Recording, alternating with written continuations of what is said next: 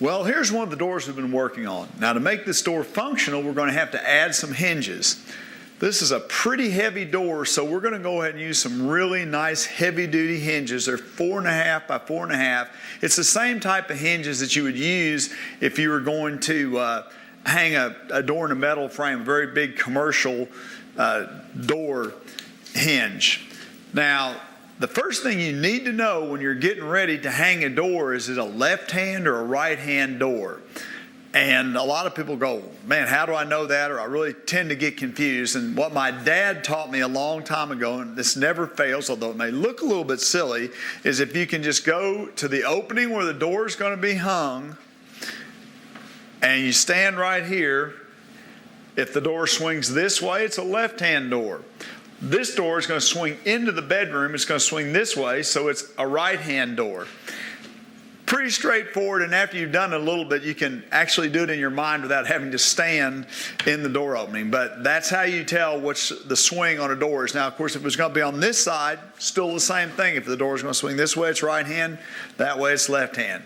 Never fails as long as you just do that little mental exercise. Now that we know that it's a right-hand door, we've got to think about installing the hinges. And the hinge needs to be mortised down into the jamb on one side and into the door on the other side to where the hinge is pretty well flush with the surface. You can put it maybe just a tiny bit above or a tiny bit below. It's not going to be the end of the world, but you want it pretty close. Now, back in the old days, they used to chisel these things out, and if you had a sharp chisel and you're really good, you might be able to do one in 5 or 10 minutes. But what we want to do today is figure out a way to use a router so that we get a perfectly flat bottomed mortise that's exactly the right size, or at least really close to the exact size. Now, for a 6/8 door, we'd want to have 3 hinges. Most of the time we're going to come down from the top 7 inches to the top of the hinge, and from the bottom of the door up 11 inches to the bottom of the hinge, and then locate the other hinge right in the middle. Now, if this were going to be an 8/0 door, we might have 2 hinges for a total of 4 hinges, 2 in the middle. And before I go too far, maybe I better back up for just a second and say that when I use the term 6/8, what that means is the door is 6 foot and 8 inches long. This particular door is a 2/6, which means it's 2 foot 6 inches wide, 30 inches. But if you want to sound like a real pro, don't say it's a 30-inch wide door, say it's 2/6.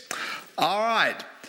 You can buy some expensive templates for hanging doors, and if you're going to hang a bunch, you might want to do that.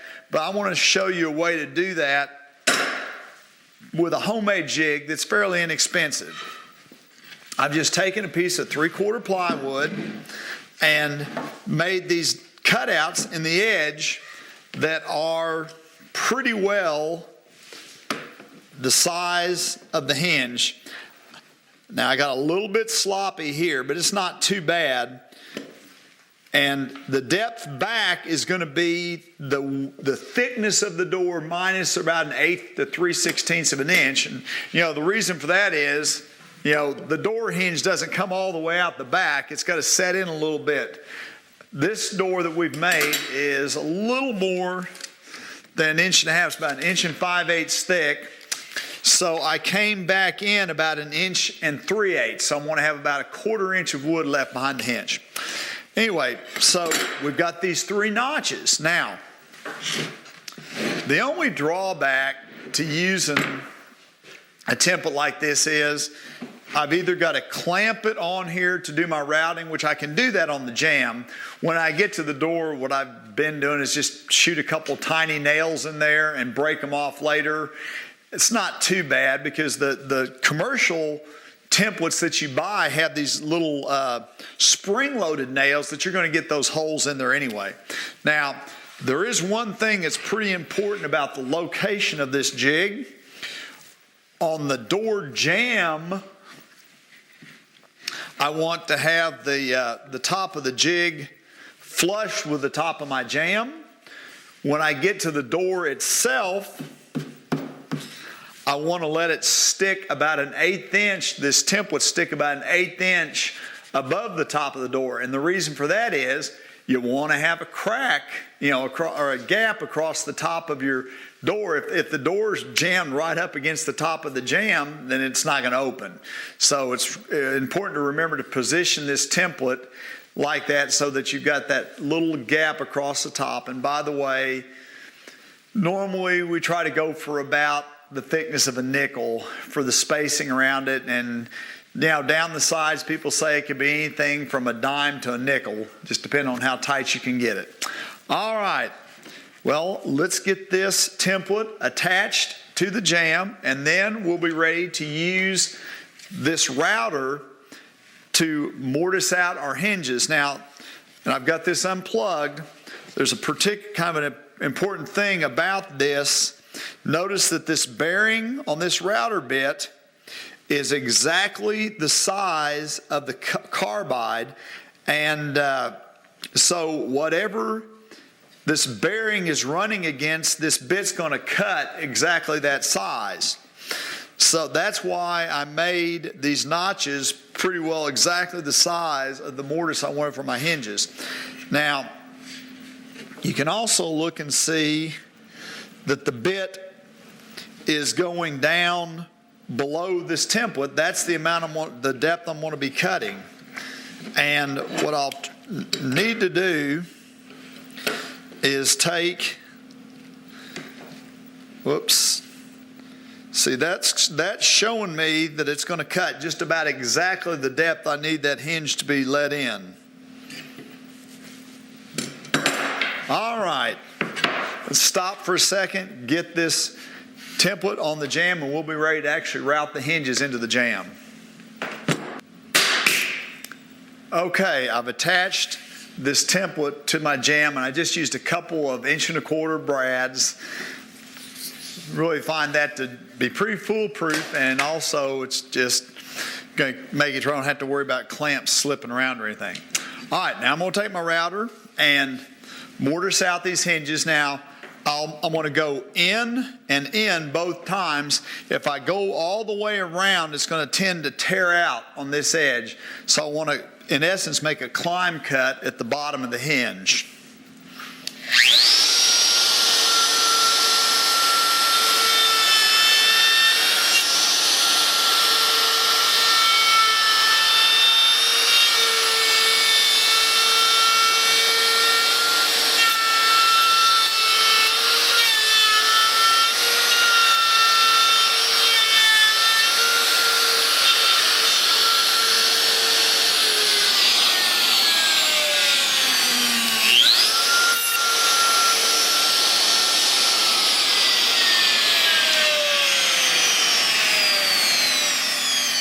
Now, another quick thing that I might say, it can be hard sometimes to find a bit that's got this short a cutting length with a bearing above it.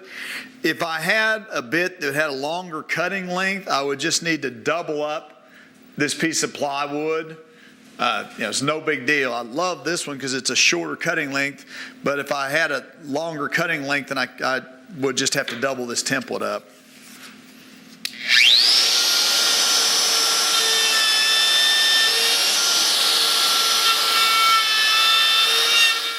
All right, I'm going to pop these out of here, and there's still a couple little things we're going to need to do.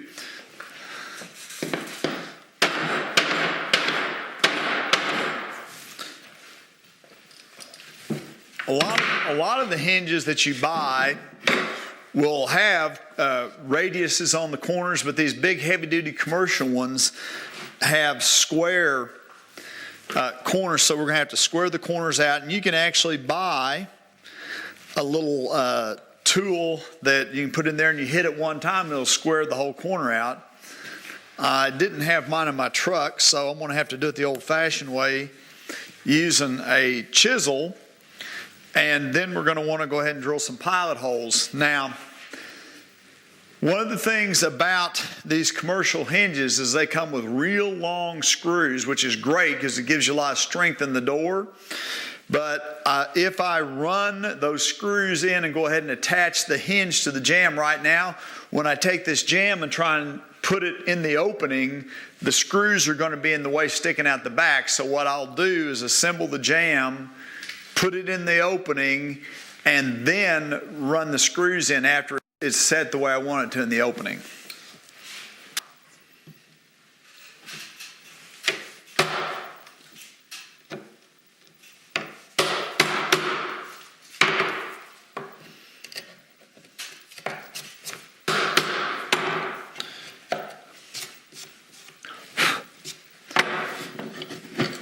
Just going to check it and see how we're doing. Well, this one's really tight here.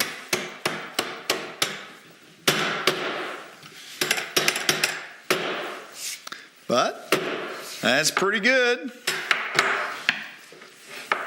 So what I would do next, after I got that in there, is I go ahead and drill some pilot holes. And what I do when I drill the pilot holes is I tend to drill them slightly towards the back of the hinge and slightly to the top, so that as I'm driving the screws, it forces the hinge towards the top of the door and towards the back.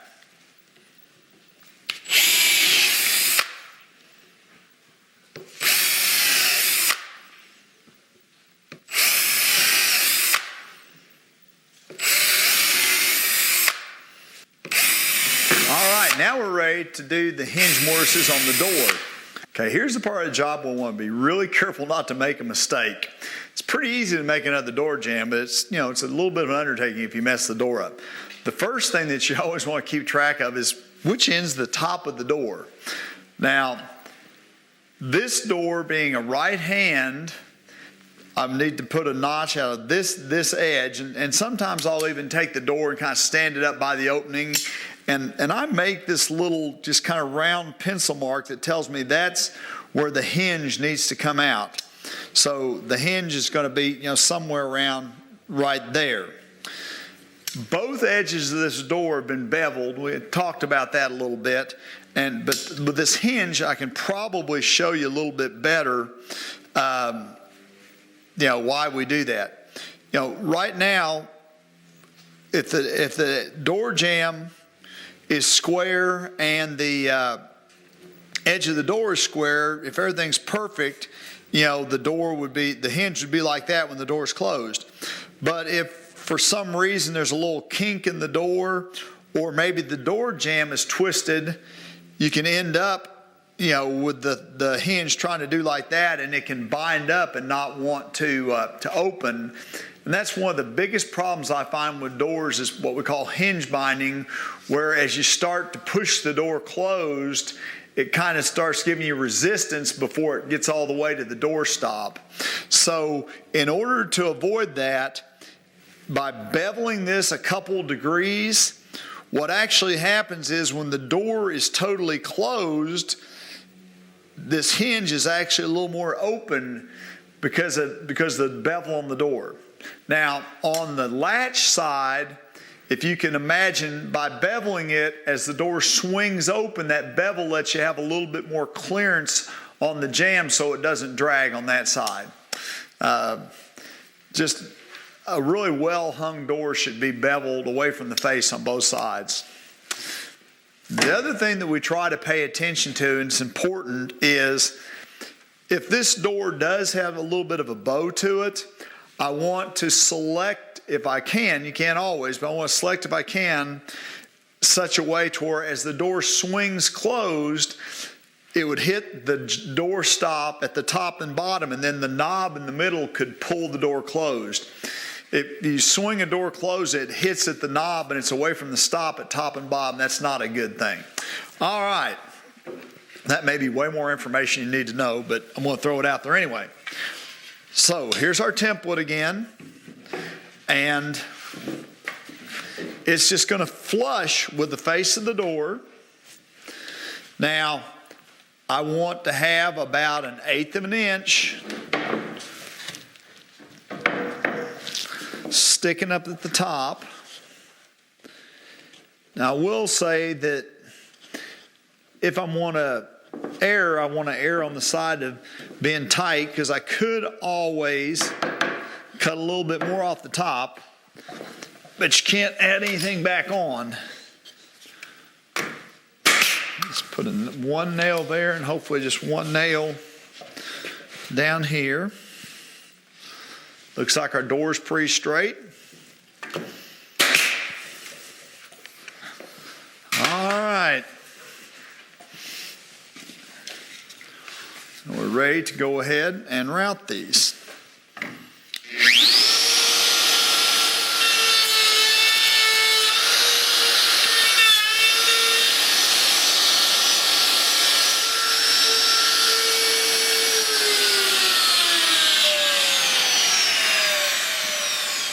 Now I'm going to pop the template off and we'll go through the same steps that we did with the jamb. Square out the corners, drill pilot holes, and I'll go ahead and attach the hinges to the door. Okay, now all the hinges are set. It's time to go set the jamb. One thing I might mention just real quick, you've noticed while I've been working on this door that it pretty well just stands here on its own, and that's because I've made just a really simple little jig to hold the door. All it is a piece of plywood that I cut a notch out of and then just put a 2x4 scrap down there, but it does a pretty good job of controlling it. Sometimes guys will even take and put like a shim or something in there, but usually I've found that's good enough. Just something you can make out of scrap on the job site. All right, now let's go take care of that jamb. All right, I finished nailing this jamb together. Now, the wall that this door installs in is a 2x6 plumbing wall, so we've made our own wide jamb. And I guess since this job's all cherry, we'd probably had to make our own jamb anyway. I've added some shims to the stud behind where the hinges are going to be so that when I push this jamb in place, it'll be held plumb. And this is pretty tight opening. So I'm going to have to be kind of careful.